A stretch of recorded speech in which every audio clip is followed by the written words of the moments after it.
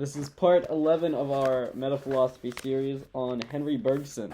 Henri Bergson was probably had the most beautiful philosophical system of almost anyone in the Western canon, except for maybe Plotinus, and gives the most, I think, ingenious account of the mechanism of biological evolution, and kind of serves as a counterpart or an antithesis to Darwin, in a sense, who represents teleological natural selection.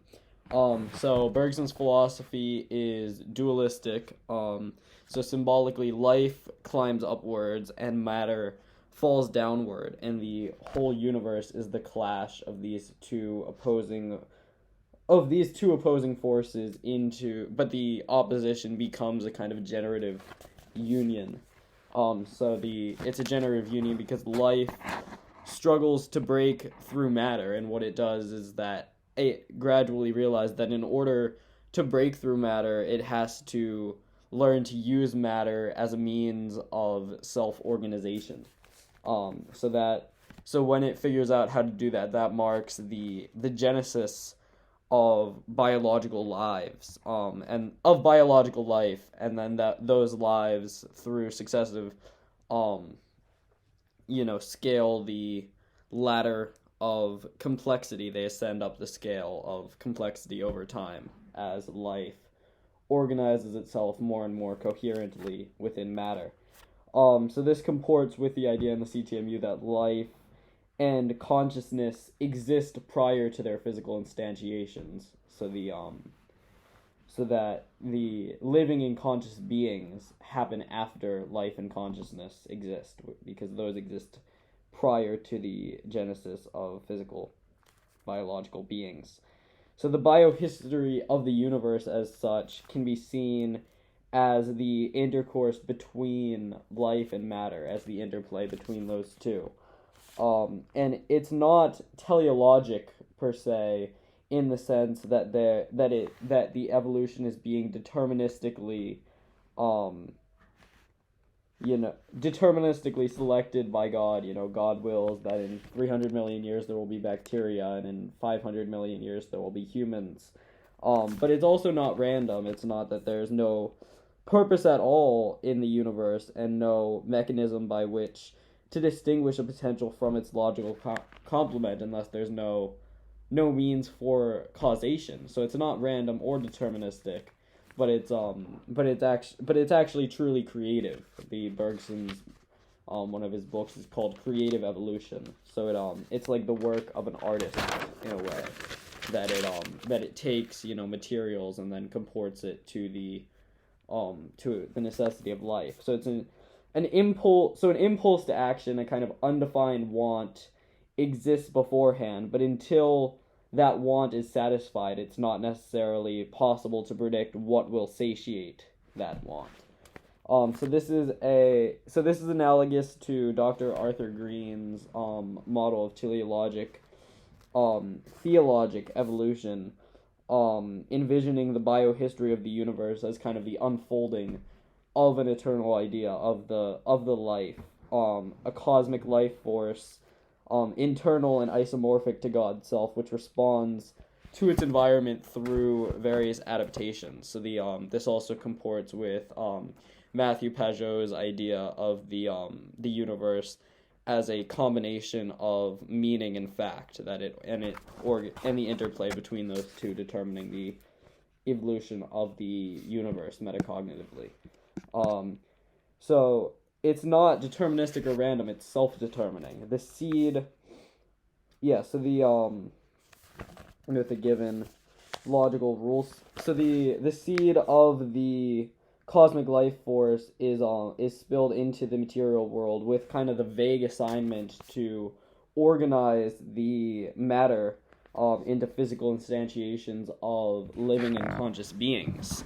But all the way up and down the scale of complexity, as well as the medium in which this content can proliferate within a given logical rule set. So it creates both the medium, which then creates the content, which is biological life.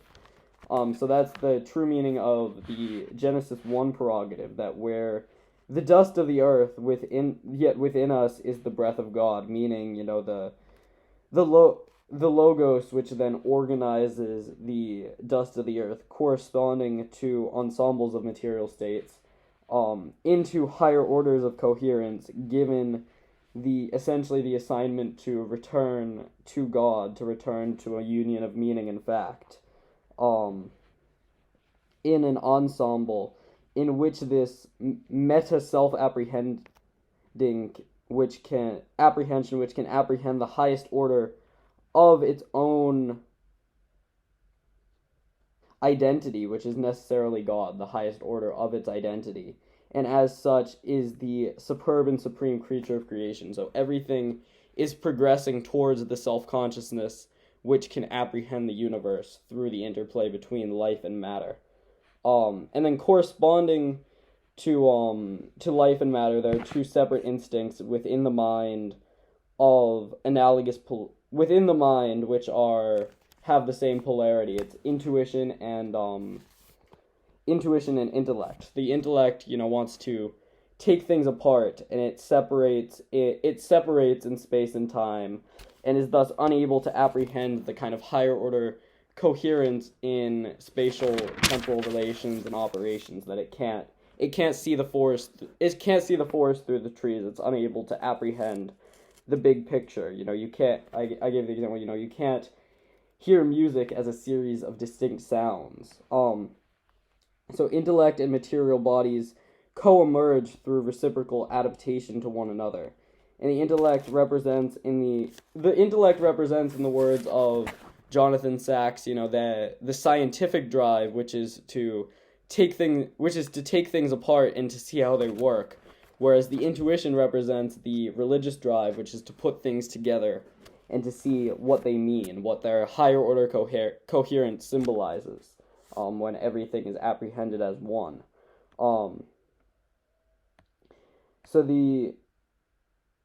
So if we think of true creativity as the coupling of teleology and mechanism, then the intellect is kind of the mechanistic aspect of reality. But that only gives you the half picture, and that's what our current kind of scientific paradigm is locked into. But the intuition is the opposite. It is continuity. It's the music which transcends the discrete notes or even discrete sounds. It co-emerges with the primordial life force which organizes the physical universe through reciprocal and co-generative adaptation to one another. So that's the religious instinct. Again, so it's the teleology, it's the striving towards of the physical universe. So this can be visualized. Bertrand Russell, in his commentary on Bergson's system, said that it can be visualized that the universe is shaped like a cone. So at the tip of the cone is the one, it's the absolute, it's the logos situated at the very top, which is the primordial point from which everything regresses. And at the very bottom is the multiplicity with no coherence, no organizations. It's the furthest possible from the principle of creation. It's meaningless and formless and void. It's the and the movement up. So there are two opposing forces. So the movement up towards the one is the intuition, and then the movement down towards the many is the intellect, and you can imagine a person external to this kind of tugging on both ends, which then generates things in the middle, which are representative of both the one and the many. So that's how we can conceptualize kind of creative evolution, is the interplay between the striving towards the one and the striving towards the many, which creates the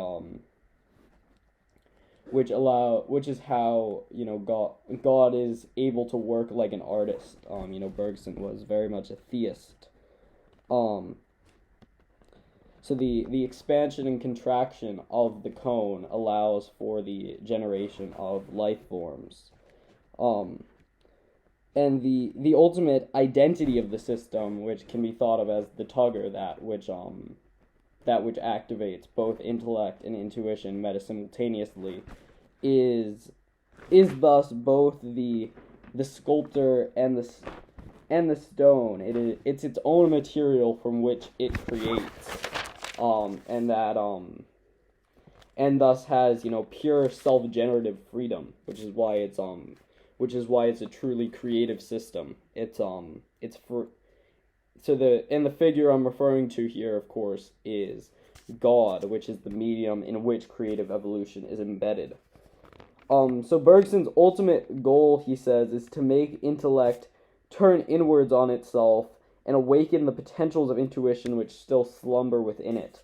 So this is precisely what the CTMU does. So on the one hand, it couples, logic and geometry, which are very much the domain of the intellect, to map and then using those tools, it maps the internal structure of reality and allows for fresh, mature understandings of topics which could previously only be known to human intuition. God, the soul, the afterlife, and there were, some rational arguments, but no one had managed to really put it all together prior to Langen and the CTMU.